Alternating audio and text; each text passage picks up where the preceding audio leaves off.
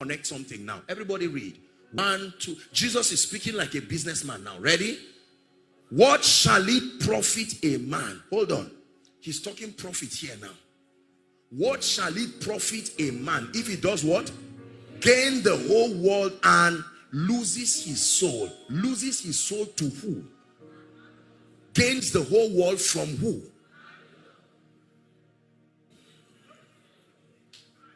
I will show you that there is a transaction that this woman does that you don't pay with money. You pay with your soul.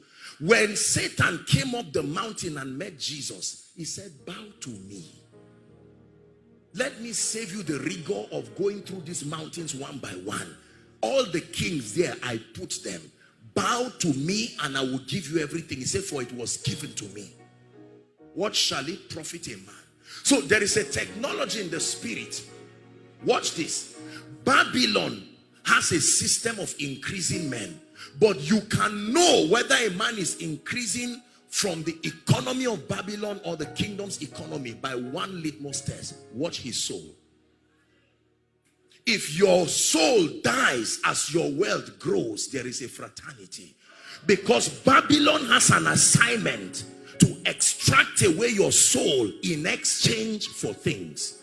Please hear what I'm teaching you tonight. Are we together?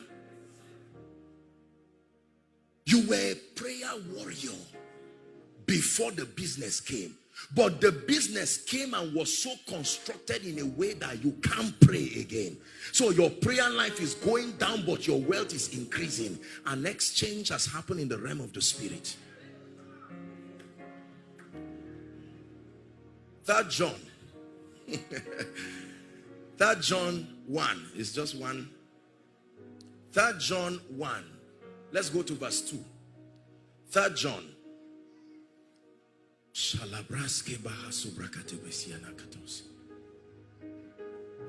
Popular scripture. Now it will make sense to you. Ready to read it? 1, 2, read.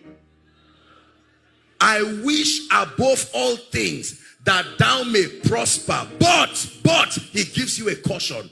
Make sure that your prosperity is also even as your soul prospers. This is what the devil will never give you.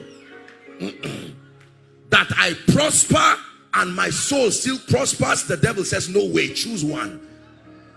Now, there is a generation that is saying we will not choose one. That's where the battle is. This is why this meeting tonight is here. It has never been that you can choose wealth and your soul too. You have to choose one. Choose to be blessed, and then your soul goes in exchange as the collateral for your wealth, or the souls of your children. You have to give something. And now here comes a group of people who say, I will prosper, but even as my soul.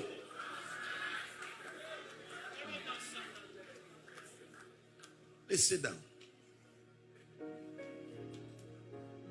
That's why I told you this is not a wealth seminar. This is more than a wealth seminar. This is prophecy. I'm showing you the prophetic dimension of these things.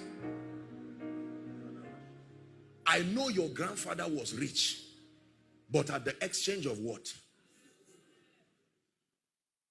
Are we together? That he will not hear the sound of the name of Jesus in the corridors of his house. And you come as a very zealous graduate. I love Jesus, but I want to prosper. And Babylon says, no. We control this economy. Based on what? I will rise to become a manager and will not sleep with anybody on the way. They say, no, it's not done that way. I will get a job, but I will not bribe with 200,000 in advance. Say, who do you think you are? In Nigeria? So the real commodity is not real estate. It is your soul and the world. There are people who don't collect money. They don't need it. There are realms where you only pay with your soul. The receipt writes, paid with your soul.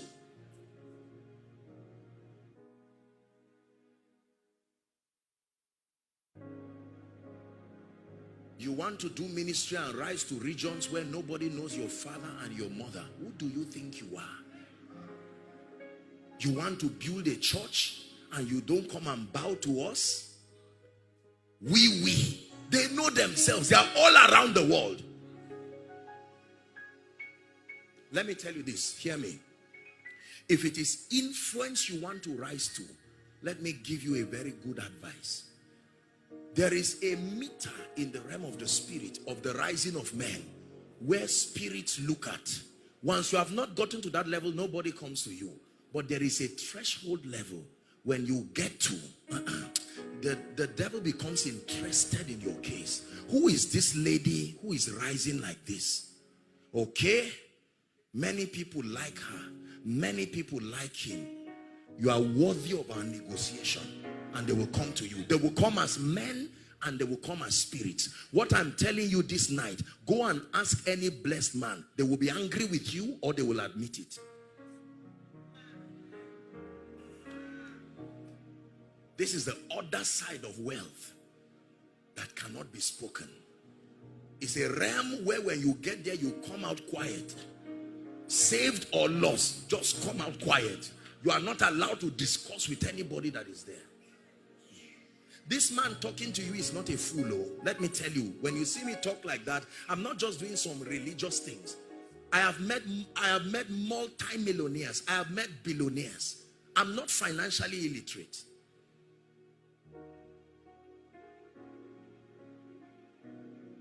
I'm about to share with you my testimony.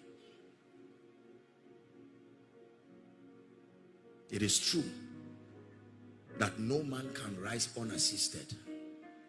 It is true that there are realms that are within the power and the will of men to stretch to. But there are dimensions that is not given to men in this earth to rise beyond. Whether you will admit it or not, let me tell you, there is a level of influence you cannot cross. Not in today's world. It's not true. We continue to fool ourselves and we allow ignorant people fool us that it's just with intelligence they got that far. No. Let God be true and let every man be a liar.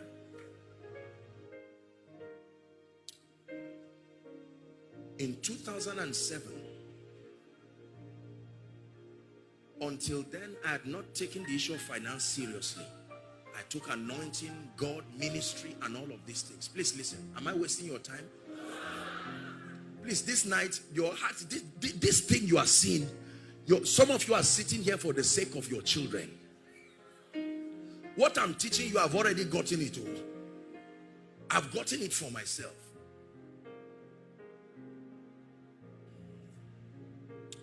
And then I had a vision. In that vision, a man of God in this nation, I was before him. Then I sowed a seed. I brought some of what I had and I dropped it. And he said, no, there's still some money in my pocket. I should bring out everything. So I brought out everything and I dropped it on the ground. And then he blessed me. The next thing changed and I was in a room. And that room, there were different currencies on the ground. Pounds, dollars, naira, different other currencies. And then I was asked to pick some. Surprisingly, that lust of carrying all was not there. I just picked some of different currencies and I held it. And then I saw a light and I looked up. And I heard the audible voice of God. And I had 4 words. Massive kingdom wealth transfer. These words. Are we together now? Yes.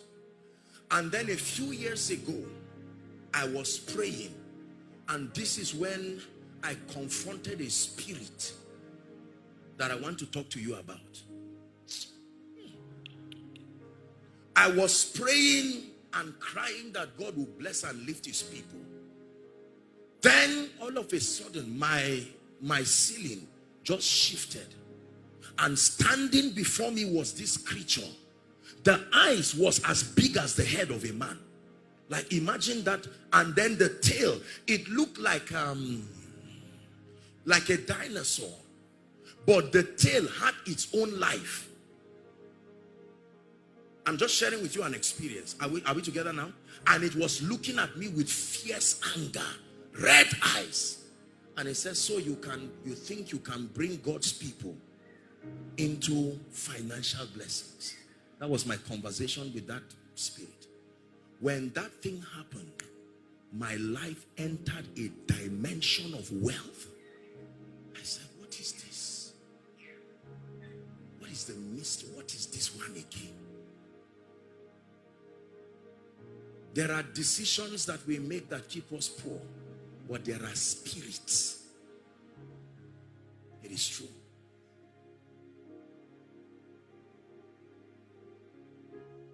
Are we together? This is what he's looking for. Your soul. Not your money. Not your bank account. You've heard a popular statement that they sold their souls to the devil. It's not a lie, and it's not a proverb. It is true. You don't sell your soul to the devil by meeting him and say, devil, take. No. If you intend to rise to a level where you become one who is a pillar for the coming revival, you can learn about prayer, you can learn about fasting. If you miss this lecture, you will pay for it, I guarantee you. You see what is happening? School fees is increasing. Parents, talk to me. House rent, land. We were having a discussion at lunch with pastor and his wife, and he was telling me of the price for one plot of land in this your area. I said, that's why people are angry. You see someone talking to himself alone and just moving and is angry, and you say, are you okay? Why will I be okay? You know, all that kind of thing. I mean, you see it happen. People talk on the street, even when they are sleeping. That's how far depression can go when you reconfigure a human being to become something else. The concentration of members is less than 10 minutes. If they give you 10 minutes, their mind, they are looking at you, but they are not there again. Let me tell you the truth. I'm not just trying to make you laugh. These are serious issues. The top 3 reasons statistically confirmed why marriages fail. Number 1 is money and money related issues. Number 2, intimacy issues. Number 3, issues of in-laws and external influences. Money. Again, this money thing. The gospel is cheap, but it's expensive to take it to the lost. The body of Jesus was hanging on the cross. No prayer warrior could bring it down. No prophet. The prophets prayed Jesus from heaven to earth, but they could not pray Jesus from the cross to the tomb. No amount of intercession would take that body back, because the body was hung by a system that was antichrist. It took a man of wealth called Joseph of Arimathea. Your salvation that you are laughing as if it just happened in one small bit. Wealth played a role in bringing the body of Jesus down to his virgin tomb, as a prophet said it would be, for salvation to happen.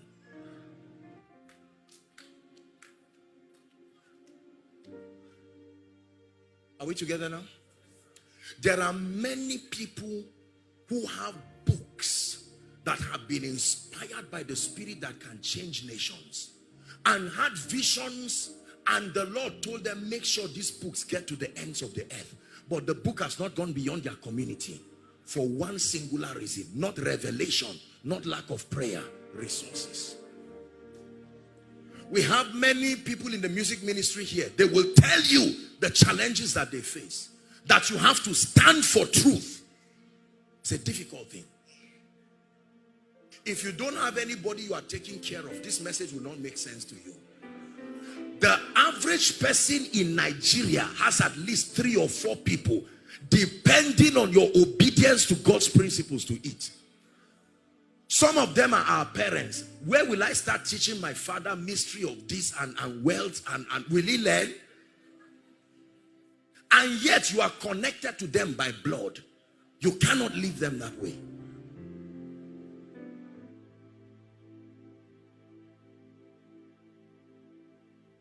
It's difficult to send our children to schools that subscribe to the value systems of the kingdom. And because of money, we will send our children to places that are devilish. The person teaching them does not have, you leave your children well cultured, they return back like cultists. Because they were under the, and because you too, you are busy looking for money. When they come back, you are asleep. By the time they are ready to go to school, you are out already. That happens for 10 years. So the devil makes sure anything that represents light, the eyes of your child will not see it. And the tool is money. So the only mentors they have are people who do not represent the value system of the kingdom. There is a serious time bomb that we are programming and laughing at. And if we do not arise, a generation will come. This is why our teenagers hate God. The devil carefully grew with them. And right now their obsession is something else, not God. You off your television, he will switch it with his phone and continue watching what he's watching. You talk to him and he say, no, my rich uncle said this. And you stand there. How do you defend that statement? Remember, you are broke. Remember, you are poor.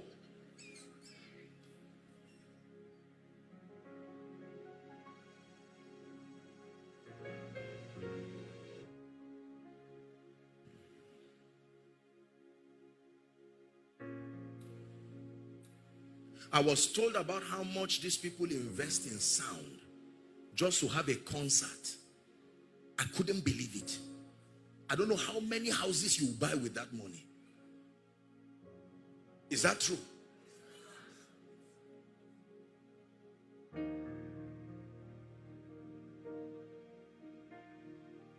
If somebody comes to marry your daughter and tells you he's a child of God, he's born again, Jesus is Lord, he has been taught and mentored.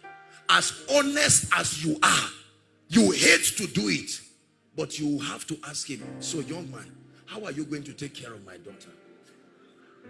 If he tells you, don't worry, is it not God we are talking about here? Do you know how many people have married outside God's will because of money? They knew that this brother is the will of God. But they said, you know how life is. This is not my fault. They even explained to him and said, we know we are supposed to be together. But the reality is, I can't be, you didn't try for me, so I have to just get another person. And on the wedding day, she's smiling. Will you take this person? Yes, I do. She knows she's in trouble. But the family is depending on that as a breakthrough.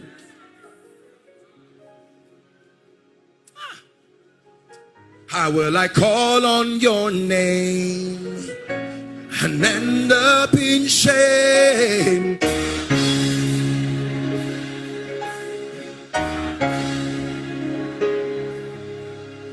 How will I bow down before you and then bow down before a man?